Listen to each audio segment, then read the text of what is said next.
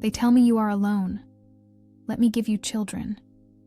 The words dropped like stones into the frozen afternoon silence, coming from a giant who blocked every ray of sunlight. Vera felt the world tremble beneath her feet. Who was this man? What did he truly desire? And why did his towering presence make every fiber of her being vibrate like a taut ancient string? Are some proposals so impossible they become, by an undeniable fate, inevitable? Leave a like if you also found yourself intrigued, and comment where you are watching this story. The timber of the front door shuddered under the impact of 3 heavy knocks that echoed through the small house like distant thunder rolling through the canyons. The sound did not seem to emanate from human fists, but rather from something far more powerful, primitive, and undeniably menacing. Vera paused, halting her repair of the worn wool shawl that shielded her from the biting cold of late autumn in the Montana wilds. Her hands, prematurely wrinkled by arduous toil and profound solitude, trembled slightly as she carefully placed the needle upon the scarred wooden table. No one ever visited the Gray Hill widow. The townsfolk of Silver Hollow made a point of crossing to the opposite side of the dusty road whenever they glimpsed her slender silhouette walking towards the market. They whispered among themselves that the barren curse was contagious, that a woman incapable of bearing life carried within her a shadow that could contaminate other families. For 2 long years, Vera had grown accustomed to this enforced isolation, transforming her loneliness into an armor that shielded what remained of her shattered dignity. With her heart hammering against her ribs with an erratic rhythm, she cautiously approached the weathered wooden door. The wind whistled through the numerous gaps she could not mend alone, creating a melancholic symphony that accompanied her empty days. Her hands hesitated upon the rusty doorknob, questions swirling in her mind. Who could be on the other side of this desolate threshold? A lost merchant? A traveler seeking desperate shelter? Or something far, far worse, lurking beyond the familiar? She opened the door with a slow, deliberate movement, and the world instantly darkened. Not due to the gathering storm clouds on the horizon, but because of the titanic mass of muscle and formidable presence that completely blocked the golden light of the late afternoon. The man standing before her was immense, a true giant whose broad shoulders seemed to scrape against the very side jambs of the doorframe. He wore wolf hides that denoted a wild and ancestral royalty, and his eyes were a liquid, predatory gold that seemed to gaze directly into her very soul. He offered no good morning with the courtesy expected of a civilized visitor. He didn't politely inquire her name or apologize for the inconvenient hour of his arrival. The giant simply drew in the air around her, deep and ravenous, as if absorbing her very essence, then unleashed the phrase that would forever alter the destiny not just hers, but that of the entire kingdom. "They told me you are alone. Let me give you children." Vera's initial shock endured for precisely 3 seconds of utterly deafening silence, where the only discernible sound was the biting wind whistling through the drafts she knew she'd never mend with her limited strength. During these brief moments, her brain wrestled to process the situation's utter absurdity. Then, like a dam finally succumbing to the pressure of accumulated waters, the indignation of a woman who had spent 2 years rebuilding her shattered dignity with shards of glass and swallowed tears erupted in all its pent-up fury. She did not shriek like a maiden in peril. She did not swoon like a delicate lady. Vera mustered the full strength her lean, work-hardened arms permitted and slammed the door in the Lycan King's face with a violence that startled even herself. The timber vibrated with the impact, the fragile latch groaning ominously. From outside, she expected a roar of wounded rage or curses to send crows fleeing in fright. Instead, she heard only a deep, genuinely confused sigh, as if the giant were a child receiving an inexplicable scolding. Vera leaned her trembling back against the door, feeling heartbeats echo in her ears like war drums. She knew exactly who he was. Everyone in the Montana wilds knew the legends of Magnus, the giant king, the Iron Wolf commanding the clans with an unyielding fist. The stories claimed he had no heart, only a cold, calculating sense of duty guiding his every political decision. But legends never mentioned he was utterly devoid of basic social tact, like a barbarian who never learned the elementary rules of civility. The night passed in restless vigil. Vera barely closed her eyes, expecting to hear those devastating knocks again, or timber splintering by brute force. When she finally fell asleep in the early hours of dawn, her dreams were populated by golden eyes watching her with disturbing intensity. The next morning, a brutal, rhythmic thudding dragged her from sleep, a sound that seemed to claw its way straight from the underworld itself. Thunk, thunk, thunk. Each cadenced, powerful strike made the entire isolated ranch house vibrate, a subtle tremor through the very timbers. Peering cautiously through the window, still fogged with the morning's chill, Vera's heart lurched anew. But this time, for reasons entirely, profoundly different. Magnus stood there, shirtless beneath the morning frost that coated everything in a crystalline silver sheen. Steam rose from his heated body, as if he were a living furnace walking upon the frozen earth. Every flex of his muscles was a raw, controlled display of power, as he methodically chopped the firewood that would take her weeks to gather alone. The axe in his hands seemed a natural extension of his being, splitting logs with a precision that bordered on the artistic. When he noticed her curious gaze from the window, he abruptly halted his work, wiped sweat from his brow with the back of his hand, and pointed at the dilapidated roof with the blade of his axe. "There are leaks," he said, his grave voice reverberating through the cold air. "I will fix them." It was the first subtle shift in Vera's perception of the Giant King. The brutal arrogance of the day before, that indecent and utterly inappropriate proposal, actually masked a chronic social ineptitude so deep it was almost touching. Magnus did not know how to court a woman with pretty words or romantic gestures. He only knew how to identify practical problems and solve them with ruthless efficiency. And Vera, with her life crumbling around her, was simply another complex problem he had decided to resolve with the same determination he applied to chopping wood or mending roofs. Was the path to an epic romance paved, not with roses, but with practical repairs and unyielding resolve? Over the following weeks, the strangest and most disconcerting courtship in the history of the Lycan clans unfolded before Vera's incredulous eyes. Magnus did not appear at her door carrying bouquets of wildflowers like a traditional suitor. Instead, he brought a freshly culled wild boar, preparing the meat with surprising culinary skill to ensure she had enough protein to survive the harsh approaching winter. He did not recite love poems beneath the light of the full moon. Instead, he rebuilt the entire garden fence with solid, resistant logs to keep hungry coyotes away from her meager chickens. Vera, whose resilient spirit had been forged in the fires of imposed solitude and the cruel shame her late husband had inflicted upon her for years, maintained a cautious yet pragmatic distance. She accepted the help because she desperately needed it, but she steadfastly refused to lower the emotional guard she had so meticulously constructed. She considered herself merely a flawed and incomplete human, incapable of bearing life or attracting the genuine interest of any man, much less a royal werewolf.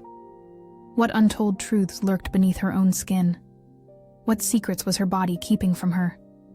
Unbeknownst to her, she was a latent omega, her powers lying dormant for years, stifled by subtle poison and psychological repression. Her true instincts had been suppressed for so long that she genuinely believed herself barren and worthless.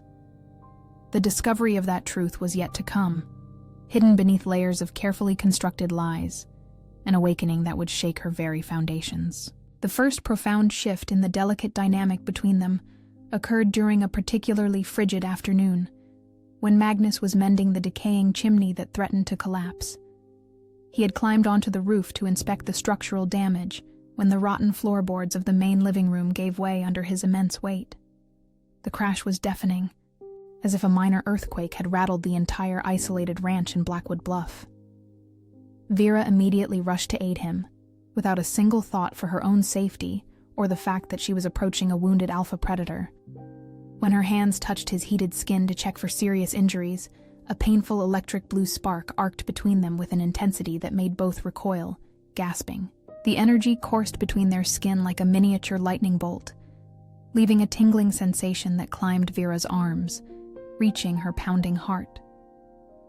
Magnus drew back sharply, his golden eyes blazing into an intense, supernatural violet, before gradually returning to their original hue. He knew. He had distinctly felt the mating bond forming, that ancestral and irrevocable connection that bound two werewolves for all eternity. Yet, against every primal instinct of a dominant alpha, who would typically claim his mate immediately, he deliberately concealed this monumental discovery. Was this truly a king's gamble? Or simply an iron wolf's unwavering resolve? He needed her to accept him first as a man, with all his human flaws and virtues, before she was forced by the relentless biology of the werewolf to submit to the bond. He wanted to win her heart through actions and care, not through the supernatural chemistry that would nullify her free choice. It was a risky and utterly uncommon approach for a Lycan king accustomed to simply taking what he desired by force. The winter arrived with a supernatural ferocity that surprised even the oldest residents of the Montana wilds. Snow fell in merciless gusts, creating drifts that completely blocked roads and isolated Vera's small Blackwood Bluff ranch from the rest of the world. The forced cohabitation during these icy months slowly revealed the deeper layers of both their personalities, like onion skins being peeled one by one. Vera discovered that Magnus, despite his intimidating stature and fierce reputation, had infinite patience for small domestic details. He learned to bake bread that didn't burn, to mend clothes with almost invisible stitches, and to prepare herbal teas that warmed the body for hours. In return, she gradually allowed him to see beyond her constant mask of self-preservation, revealing a sharp intelligence and dry humor that made him laugh in a way that echoed through the house like music. On a particularly frigid night, with fire crackling in the hearth and wind howling like hunting werewolves, Vera finally felt safe to share her painful memories. Magnus listened in attentive silence, without judging or minimizing her pain, only offering his solid presence as an anchor. During their intimate conversation, he noticed something disturbing in her pantry. Among jars of preserves and sacks of grain, a small, discreet container of dried herbs sat, a particular aroma making his wolf instincts roar in alarm. Moonbell aconite, a plant that, in small, controlled doses, caused temporary infertility in omega females, but with prolonged use, could cause permanent damage to the reproductive system. "You are not barren, Vera," he growled, his voice vibrating with fury, making the house tremble slightly. His eyes blazed with supernatural violet light again as he clutched the pot, accusing. "Someone has poisoned your tea for years, systematically, deliberately." The revelation struck Vera like a blow to the gut, expelling all the air from her lungs. The cruel pieces of her life's puzzle began to click into place with devastating clarity. Her deceased husband, a cold, calculating man who always found excuses to avoid physical intimacy, and now his brother, Lord Silas, who regularly appeared with remedies for her condition. They had kept her deliberately sick and infertile to ensure the property, rich in subterranean veins of valuable star silver ore, would automatically revert to their family upon her natural death. She had been a prisoner within her own existence, believing herself flawed when she was, in fact, the victim of a meticulous conspiracy. The subsequent rage was unlike any emotion she had ever known. It was a cold, calculated fury that burned like ice against her very skin. Magnus's guardianship transcended a practical courtship, morphing into a declared personal war. He ceased his naive petitions to father her children, beginning instead to plead for something far more perilous, the sanction to deliver her justice. A predatory fire ignited in his eyes, promising dire repercussions for any who dared wound her again. Yet, the unyielding physical proximity throughout the bitter winter months was exacting a terrible, hidden toll. Magnus was literally perishing, consumed from within by the ancestral growth curse that had burdened his royal Lycan lineage for generations. The very gigantism that rendered him so imposing and formidable was not merely a beneficial genetic trait. It was a raw, physical manifestation of uncontrolled magic, expanding exponentially each passing day without a true mate to anchor and balance his supernatural energies. Without the stabilizing mating bond of a true Omega, the king's body ceaselessly expanded, yet his internal organs struggled to keep pace. His mighty heart was being pushed beyond its physical limits, tirelessly pumping blood into a constantly growing mass. He had sought her not from chauvinistic arrogance or regal whim, but from an absolute silent desperation. He estimated he had mere months, perhaps only weeks, before his heart would inevitably explode under the impossible, relentless pressure. He had concealed this devastating truth from Vera, unwilling to appear weak or manipulative, unwilling to pressure her into accepting the mating bond out of pity, rather than genuine affection. Was this not the most agonizing twist of fate? The seemingly dominant predator was, in fact, time's most vulnerable prey. During the longest nights of winter, when the pain in his chest grew almost unbearable, Magnus would lie awake, listening to Vera's soft breathing from the next room, pondering if he had made a terrible mistake. Should he have been forthright about his condition from the outset?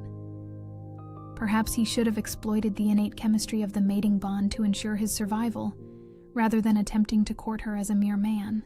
But each time he beheld the genuine smile she had begun to offer him on frosty mornings, each time she laughed at his clumsy attempts to cook eggs without scorching them, he knew he had made the correct decision. She deserved a true choice, even if it meant sacrificing his own life. The inevitable emotional climax arrived during the winter solstice, on the year's longest and darkest night.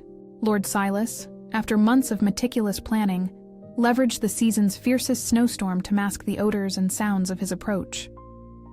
He arrived with well-armed human mercenaries, publicly claiming to rescue his dear sister-in-law from the mad king, who allegedly held her hostage against her will.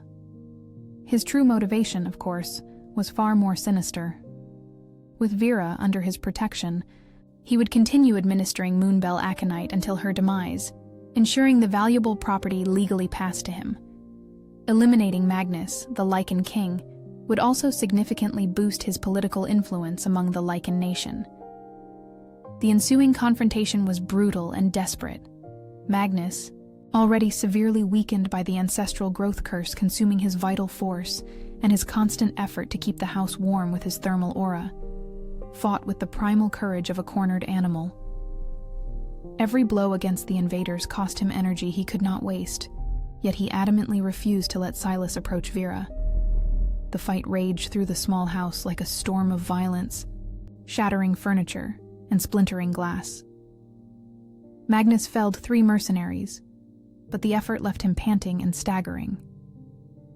When he finally dropped to his knees in the blood-stained snow on the kitchen floor, bleeding a dark, dense liquid that seemed not entirely human, something fundamental shifted in the universe around them.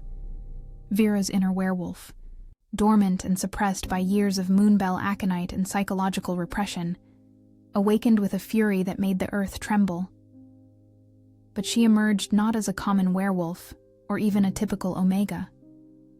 She revealed herself as something Lycan clans considered legend, a winter Omega, a mythical creature whose pheromones not only attracted and calmed, but possessed the power to heal mortal wounds and command other werewolves through pure vocal authority.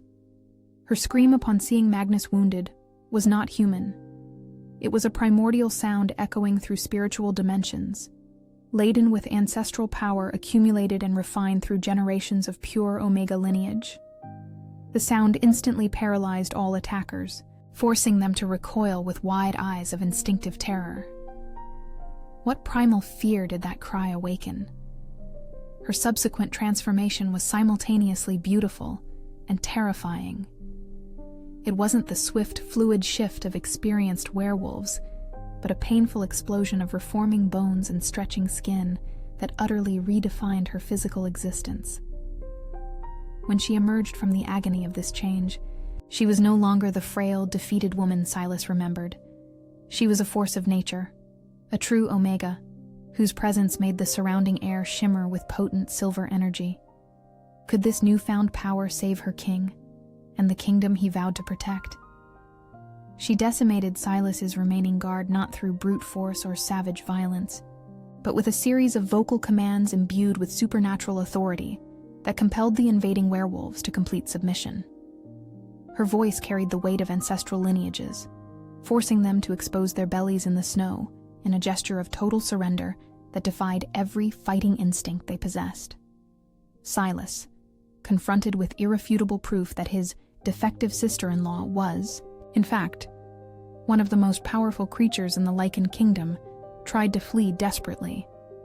But Vera, now fully awakened to her true powers, was in no mood for mercy. The justice Magnus had promised her would be administered by her own hands. With the attackers neutralized and Silas finally facing the consequences of his actions, Vera turned to Magnus. He lay in the blood-stained snow, his breath coming in short, labored bursts that formed clouds of vapor in the frigid air. The healing came not through instant magic or miraculous potions, but through the finally complete acceptance of the mating bond that had been growing between them throughout all those months. There, in the blood-tinged snow beneath the silver light of the solstice full moon, she marked him. The consummation of the bond was not merely a physical act of union, but a profound transfer of spiritual energy that immediately stabilized the uncontrolled growth that was slowly killing Magnus. He did not shrink to a normal human size, but the constant pain in his eyes vanished completely, replaced by a focused, serene power that radiated absolute control. The bond between them solidified like cooling molten metal, forging a connection that transcended the physical and touched ancient spiritual realms. For the first time in her life, Vera felt completely whole, as if a fundamental part of her soul that had always been absent had finally returned to its rightful place. Magnus, in turn, experienced a peace he hadn't known since childhood, before the weight of the crown and the familial curse began to slowly destroy his life. But as often happens when destiny dramatically intervenes, victory came with unexpected complications. Vera's revelation as a Winter Omega and the king's prolonged presence in the Montana wilds did not go unnoticed by the political powers of the kingdom. The Alpha Council, that group of old, cunning werewolves who truly governed from behind the throne, arrived with the first blossoms of spring, bringing demands that threatened to shatter the fragile happiness Magnus and Vera had built. They demanded Magnus's immediate return to Fang Keep, to reassume his royal responsibilities neglected through the bitter winter months. More threateningly, they insisted Vera be taken for testing by their specialists to verify if she was truly worthy to grace the throne beside the king, or if Magnus had been bewitched by a frontier sorceress using seductive magic to corrupt his mighty judgment. What audacious demands were these? The final obstacle they faced was not physical, nor even magical, but profoundly political. The Alpha Council, who had been secretly swayed, and in some cases outright bought, by Silas's insidious allies for years, now invoked the Ancestral Lineage Edict. An ancient edict decreeing an Omega of unknown or undocumented lineage could not legally become queen without enduring a series of degrading, even perilous trials. Oh, the cruelest irony. Vera, a true Winter Omega, possessed a lineage far purer, infinitely more potent than any council member. Yet, her origins had been deliberately shrouded by generations of her family, striving to shield her from precisely this brand of political exploitation. It was then Magnus made a decision that sent tremors not only through the Alpha Council, but the entire Ironclaw Lycan nation. Before the court in the flourishing garden he himself had personally tilled and nurtured with his own powerful hands, the giant king slowly removed the ancestral golden crown from his head. He cast it at the chief elder's feet with a metallic clang that reverberated like a solemn death knell. "Then I will not be king," he declared with a voice carrying centuries of unquestionable authority. "I will be the father of her children. I will be the man who chops her wood and mends her roof. I will be whatever she requires. But I will not be king without her by my side as my equal. This abdication was the final earth-shattering twist no one, not even the sagest elders, had foreseen. Never in the annals of the Lycan kingdom had an Alpha Prime willingly renounced supreme power, least of all for a woman. The deliberate sacrifice of his highest station for love shattered Vera's last emotional barriers, yet also unleashed consequences that transcended the political realm. In the Lycan cosmos, the genuine sacrifice of power for true love carries a profound spiritual weight that nature itself acknowledges and honors. The very soil of Vera's property, nourished by the treacherous blood of Silas, who had met his rightful end after one last cowardly assault, and blessed by the complete union of a giant king and a winter Omega, who had chosen love above all power, responded in a truly miraculous fashion. The earth began to glow with a soft silvery light that spread in concentric waves from the spot where they stood united.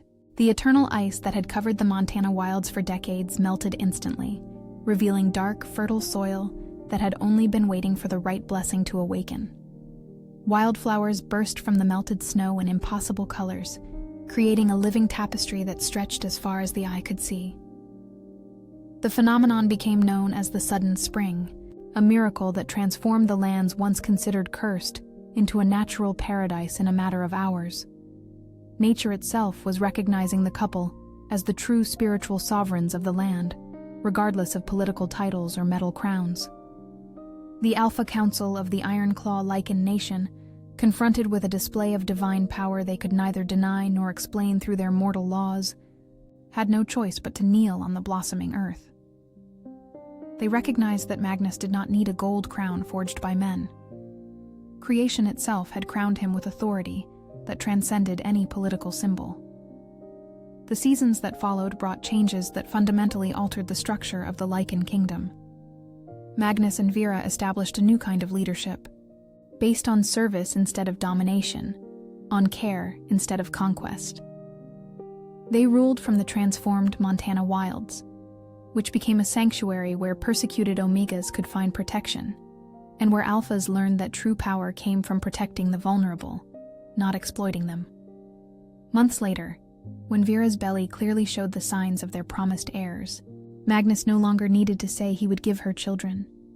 He had given her something far more valuable, a kingdom where she was respected as an equal, a life where her choices mattered, and the liberating truth that the strongest, most enduring love is not born of beautiful words or grand promises, but of patiently cut firewood on icy mornings and roofs repaired under fierce storms. Their legend spread through all the clans, told in respectful whispers around bonfires, and sung in ballads that survived for generations. It became a story about how sometimes the most impossible proposals prove inevitable, about how true love conquers not through strength or magic, but through consistent actions and genuine sacrifice. And on clear moonlit nights, when the wind blows through the blossoming lands that were once cursed, some still swear they can hear the echo of that first impossible promise. Let me give you children. A promise that transformed into much more than reproduction, into renewal, into hope, into proof that even the most awkward beginnings can blossom into world-changing endings. If this epic love story, where an awkward giant king and a powerful Omega found their true strength and love, captivated your heart, then join our journey. Subscribe for more enthralling Lycan King romances. Activate the notification bell to never miss new tales of profound transformation, unwavering justice, and the boundless power of unconditional love. For isn't it true that the most ill-suited words can often forge the most perfect destinies?